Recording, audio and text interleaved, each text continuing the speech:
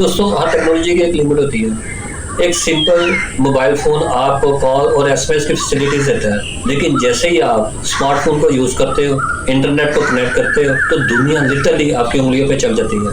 Knowledge, earning, entertainment, ये सब चीज़ें आपको एक ही स्क्रीन पे मिल जाती हैं. बिल्कुल इसी तरह ही कैनवा एक simple web based designing tool है, जिसमें आप पोस्टर, फ्लायर और प्रेजेंटेशन बहुत इजी तरीके से बना सकते हो. लेकिन जब कैनवा में आप एआई को यूज़ करते हो तो उसमें मैजिकल राइटिंग और मैजिकल डिज़ाइनिंग की पावर बढ़ जाती है.